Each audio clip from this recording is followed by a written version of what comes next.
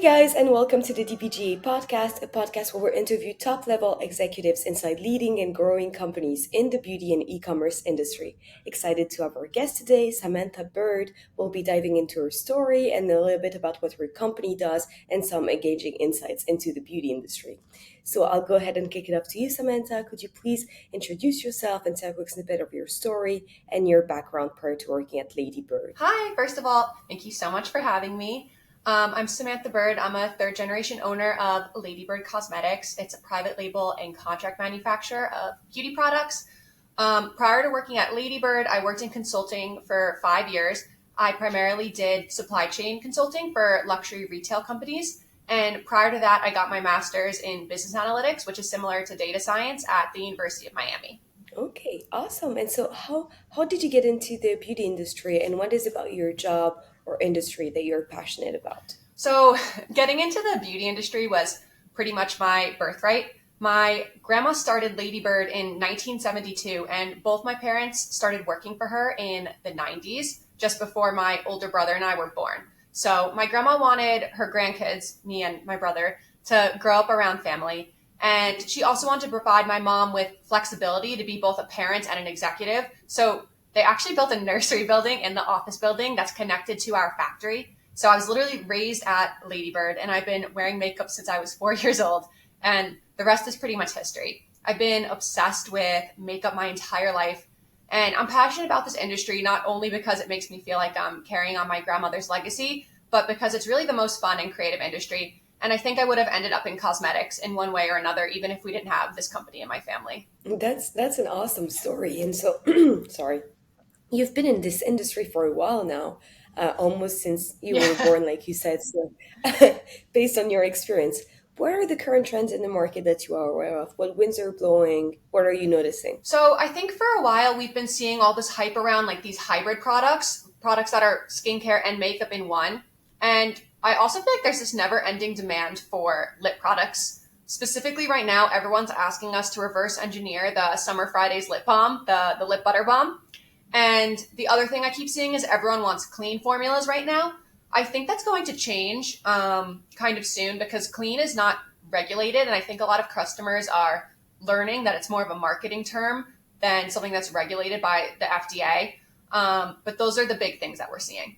Okay, thank you so much for sharing this. And now, I would love to learn more about your company. So, could you tell me about your company and what products and services are over at Lady Yeah, of Bird? course. So we're a private label and contract manufacturer, and we also do custom formulation. So basically what that means is if you want to start a cosmetic or a skincare line, you would come to us, we would formulate everything, manufacture your products, fill your products, and package your products, which would just leave you with the finished product ready to go and ready to sell. And so in our industry, this is referred to as turnkey manufacturing. Okay, got it. Very interesting. And so, what unique value would you say do Ladybird products and services bring to your customers? There's always three things that I think are really unique to Lady Burd. So the first is that we're made in the USA, and more than that, we're made in New York. So right now I'm on Long Island. Our offices are connected to our factory. Everything is made right here. And I always love to post lots of videos about that, but I love that everything is made here on Long Island. So that's really big. The second I would say is that we are completely turnkey. So anything our clients need help with, from custom label design to custom packaging to custom formulation, and so on, we help you with that because we think starting a beauty brand or any business is hard, but we try to make it as easy as possible, and that's one of our like main values, and that's really our mission here. And the third thing is that we have the lowest MOQs in the industry. So the average contract manufacturer has an MOQ, a minimum order quantity, of about 10,000 units. And manufacturers on the lower end have an MOQ of 5,000 units. Our MOQ for our stock products is only $150. And if you want to do custom labeling with us, we ask that you just take 12 pieces per scale, and that's it. So it's just really, really low compared to everybody else, and we make it really accessible to start a business. And of course, for custom formulation, the MOQs are higher, but they're still much lower than similar companies.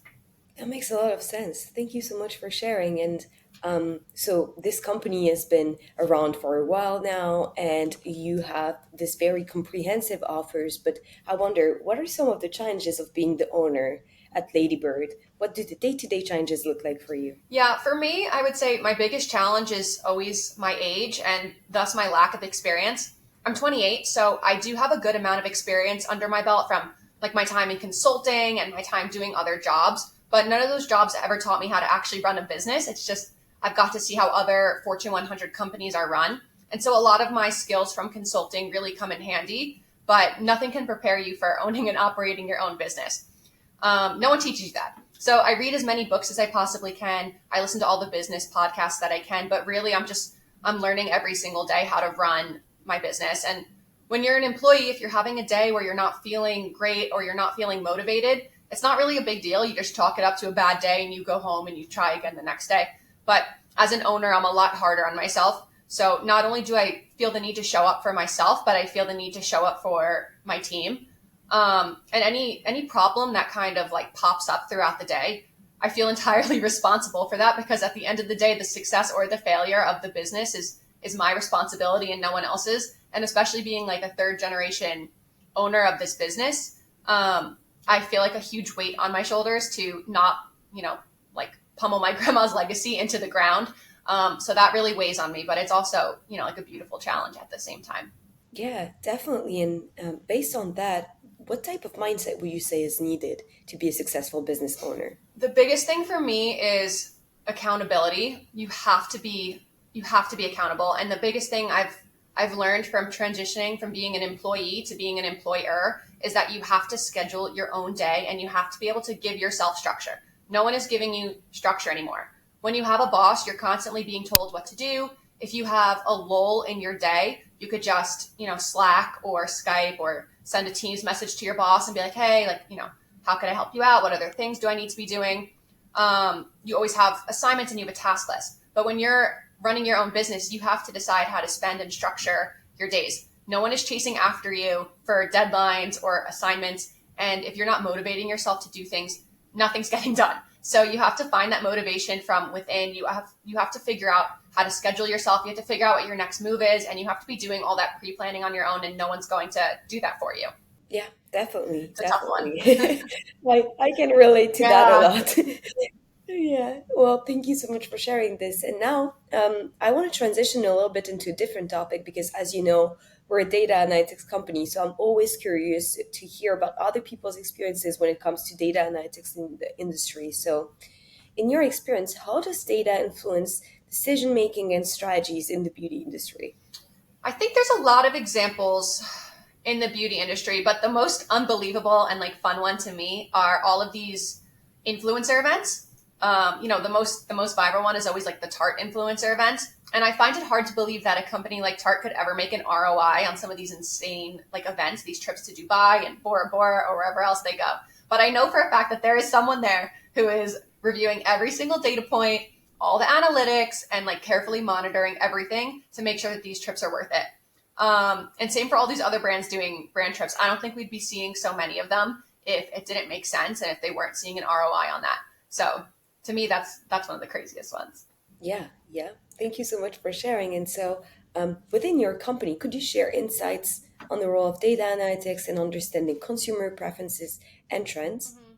I do love this question because, as I said before, my master's is in analytics. And so I feel like this is something that I've kind of brought to the table as I've come on as an owner in the company. But what I started doing is I have reminders set in my calendar for different points of the year to look at our data through different lenses. So obviously I'm always looking at the basics, like mix of business, sales by customer and our sales reps, customer attrition, all of those things I look at on, a recurring basis, and those are all scheduled in my calendar. But I also look at the different performances of our product lines. And the most recent thing I've been having a lot of fun with is looking at all the analytics, on our social media. So I actually run a good number of ads, and it's really interesting to see which ones perform and which ones don't. And this information is really interesting when you're creating and like crafting future ads. So I do a lot of like A/B testing, and I'll run multiple ads at the same time and see which ones perform. And I'm really glad we have data, because the ones that I think are going to do well are never the ones that do well. And the ones that I think are kind of meh or maybe aren't my favorite, those are always the ones that do the best. So I end up running a lot of these ads that I personally, they're not my favorite and they're not the ads that I'm most proud of, but they're the ones that we get the most return on, which is really crazy. So I'm glad that I have data to really back up my decisions. Yeah, no, it's interesting. Sometimes you think you're sure that something is going to work, but it's actually the plan B that you didn't think was that It's good. always not the ad that I So put yeah, hours into making. no, no, no, no. I feel you on that. Reassuring that to see that it's a universal experience. It's always humbling. It's like, okay, I never quite know what I'm doing. Yeah, yeah. And now, I'm curious, what are the projects for Lady Bird? What is your vision for the next 12 months? I have a lot of things that I'm working on, but I would say that there's like two more fun ones or two main ones. So one is I want Lady Burd to become the premier destination for influencer brands. I keep seeing new brands pop up everywhere, and I am lucky that we do get a slice of that pie, but of course I want like a bigger slice of that pie. I just think there's so much business out there to be made, and I want Lady Burd to be the name on everyone's lips. If they hear someone starting a line or they're interested in starting a line, I want them to automatically think of us. And the second thing I want to do is I want to get into YouTube. So far I've only posted one video, but I want to get more consistent with filming. It takes a lot more effort. I do a lot of TikToks and Instagrams, and the YouTube really takes a lot longer. It's a different style of editing. It's obviously bulkier and longer clips, so it's a lot more effort. But I think YouTube could be a really great source of information for consumers who are just starting to think about having their own line of or business. And I want our YouTube page to be the go-to source for them, to get that information. I feel like we have a lot of information to share, but I also want to make sure that it's in a format where it's digestible and not too overwhelming, because I think it is a little bit scary, and it's obviously to take a risk to start your own business. But I feel like if all the resources are there, not only is that going to position Lady Burd as like a trusted place to go to help start your own business, but I also hope that it empowers people to get started and that it's not as scary as they think. Definitely, definitely. So a lot of exciting things coming Hopefully, then. if it all Um, goes well. awesome. And now I have a last question. It's a loaded one, but I like to ask it. I think it's a good one to kind of wrap things up. What are some of the most important things you've learned in your career? Um, I think it's a boring answer, but the same lesson I keep learning over and over again is authenticity and also just staying in your own lane. I'm pretty sure I was the first person in this manufacturing space to be super active on socials and post the kind of videos and content that I do. Like, I don't really see any other factories or manufacturers posting on Instagram. A lot of manufacturers, they like to keep things under wraps. I just feel like it's like there's a lot of secrets, and people don't want, they don't want anyone to know anything. Meanwhile, I'm like sharing videos of our factory on Instagram. And of course, I've seen a lot of our competitors catch on to this, and I'll see other manufacturers posting pretty much verbatim videos that I've posted, and they'll just change it to their branding. And at first it was upsetting to me, but now I'm realizing that if I just stay in my own lane, that's really that's the only way to go. You're never going to be a thought leader if you're spending all of your time and energy copying other people. So if I'm always at the forefront and I just continue doing what I'm doing, I'm always going to be 5 steps ahead of everybody else. And I just feel like you have to look inward, and you have to be your own inspiration for your business and for your content. And I just try to put out the type of content that I want to see. And I want to be the type of business that if I was in the shoes of my consumer, I would be the type of person that I would go to. And just keep putting out helpful stuff. And then, people can just keep copying me, but I'm always going to be 5 steps ahead if I'm not copying anybody else. So that's really the biggest thing I've learned. Definitely, definitely. Thank you so much for sharing this. And yeah, thank you so much for coming on the podcast. Now, for the people that are listening or watching and that want to reach out to you, where can they find you? Yeah. Well, first of all, thank you so much for having me. You can find us on Instagram at Lady Burd Cosmetics, LadyBurd, and you can also find us on our website at ladybird.com. Okay, awesome. I'll put all that information in the description of the podcast. And yeah, thank you guys so much for watching. Don't forget to like and subscribe. And we hope you guys have a great rest of your day. Thank you. Take care.